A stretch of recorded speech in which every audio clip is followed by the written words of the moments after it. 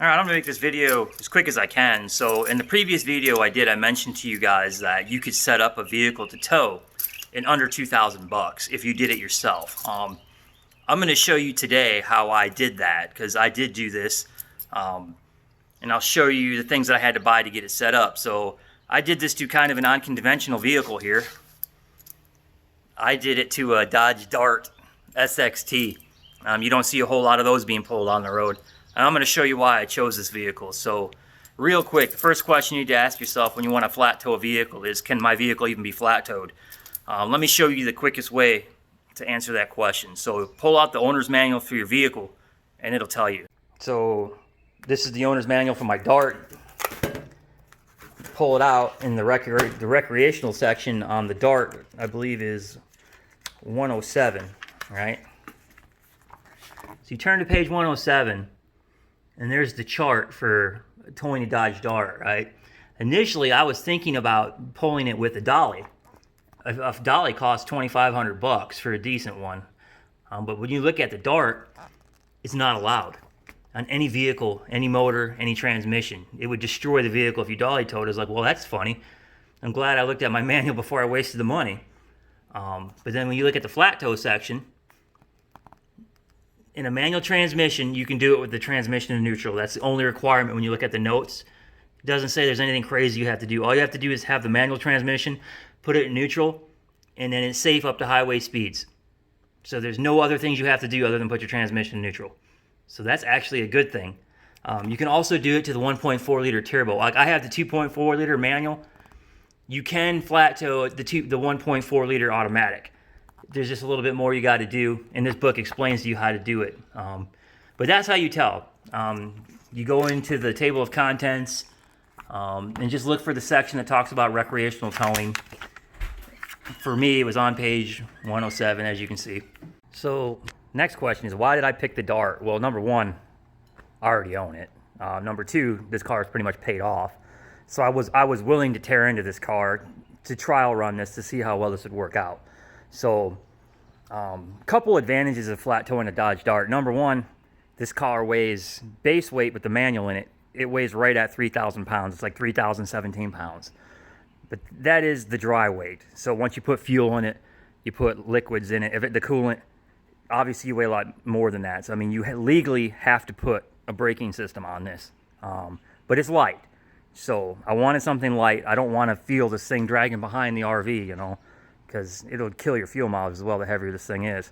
But it is light. You might be able to get away with not having a braking system because it weighs, like I said, right at 3,000 pounds. I'm not willing to chance it. So second thing is, this vehicle here does not have a steering wheel lock. So when you're flat towing this car, you do not have to turn the key to accessory. You just leave it off and you can flat tow this vehicle. The steering wheel is able to turn without doing anything. So another nice advantage. You don't have to worry about killing your battery when you're flat towing. You don't have to buy the separate battery chargers and none of that crap. You don't need it. So what do you need to flat tow any vehicle? I mean, the combination is going to be the same. It doesn't matter what vehicle you guys pick, right? You're going to need to get a base plate. You're going to need to get a tow bar. You're going to need to get a braking system legally, unless you live in the state of Missouri. You don't plan on leaving it. Anything over 3,000 pounds needs to have a braking system. So when I was setting this car up, I was setting it up to be a Blue Ox system. So I have a Blue Ox tow bar. We'll talk about this in a second. I, however, do not have a Blue Ox base plate. And when I'm talking base plate, I'm talking about the actual plate here that mounts to the front of your car. That way you could actually pull the vehicle. Like this base plate here, it mounts to the frame of the vehicle. It bolts to where the cradle load mount is on this vehicle, then it bolts to the underbody, or the underneath part of the bumper. Again, like I said, initially I went with Blue Ox, but they kind of dropped the ball on me. I got an notification about a week ago saying that my order had been canceled and they couldn't get me my base plate.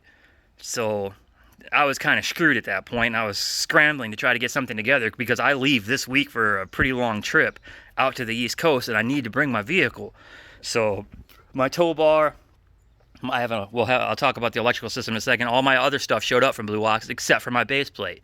So I actually have a Roadmaster base plate on my car right now. Roadmaster came through big time. They were able to get me this base plate within 2 days. I had it after I ordered it. So thank them for that. So this is a Roadmaster base plate with Blue Ox, everything else. We'll just start from the front and we'll work our way to the back. So you're gonna need a drop hitch. The Dodge Dart sits very low to the ground. I wanna say the plane to where the base plate mounts are to the vehicle is like 14 inches. So you're gonna need a drop hitch. I got this drop hitch from Home Depot. I think it cost me 45 bucks. I'll put a link in the description below of everything I bought. Again, initially I bought a Blue Ox tow bar, right? I ended up getting the Blue Ox Adventurer. I believe it was $230. And I got this one not because I wanted to. I got it because my initial Blue Ox base plate, the spread on it to hook up to the tow bar was only 22 inches. And to get, this is just a straight bar, no adjustments, no shocks where you can come in and out to hook up to your vehicle. It's just one straight bar, that's it. You need to have something 23 inches or bigger to go with something with adjustable shocks, which is why I ended up with this tow bar here. But because I have a Roadmaster base plate on my vehicle now, I had to get this plate here to adapt from a Roadmaster, or to be able to use my Blue Ox tow bar to my Roadmaster base plate. I had to buy this thing as well. This has a spread of 24 inches.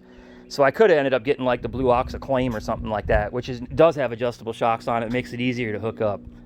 So that's my part. Like I said, Blue Ox dropping the ball kind of screwed me. So you don't have to get all this crap. If you just went straight Roadmaster, you don't need that. But anyways, we'll keep going. This was $230. My adapter to go from my base plate to the Blue Ox tow bar was another $100.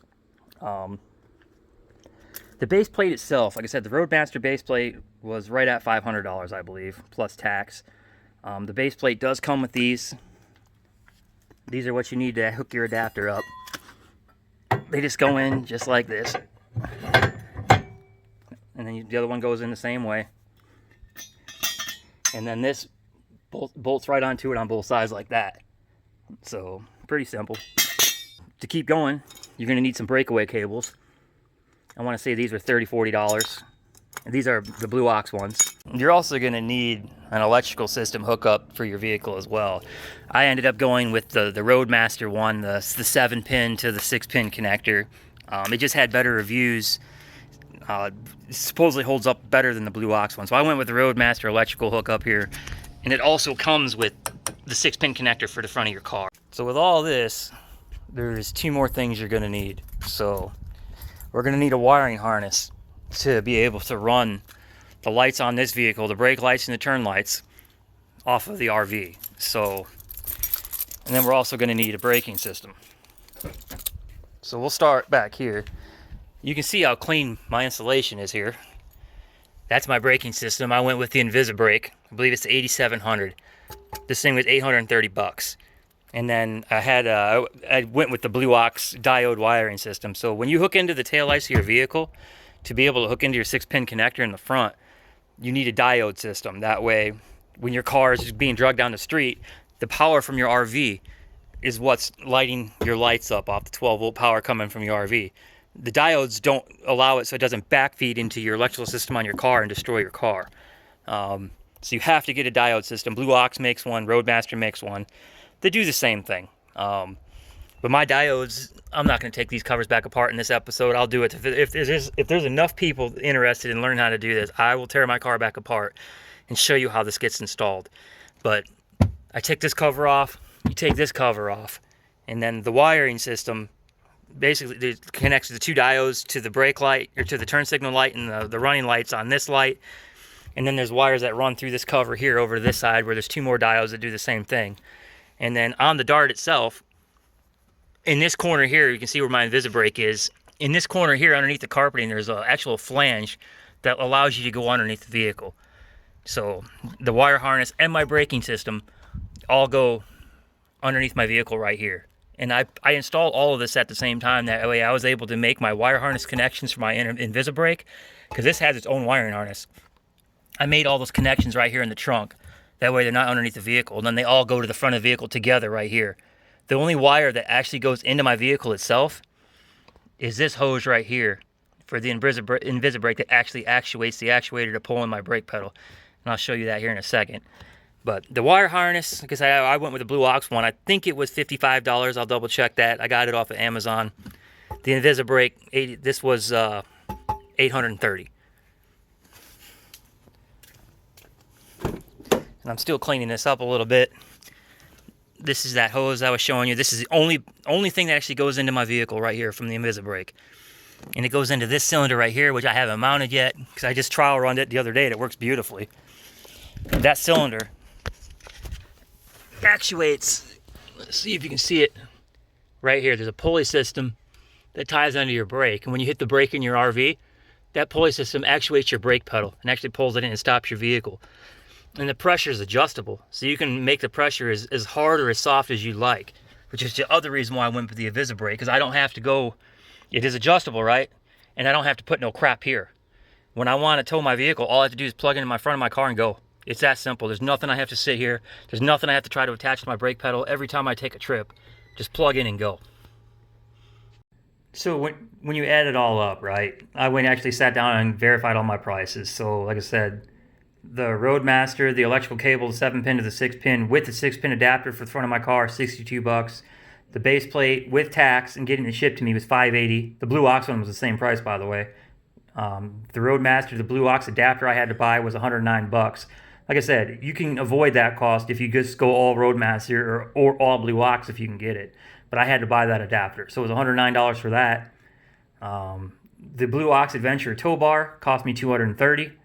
The Blue OX Diode wire harness kit was $63. The Blue Ox safety cables to hook up to the front of my car, that was $55.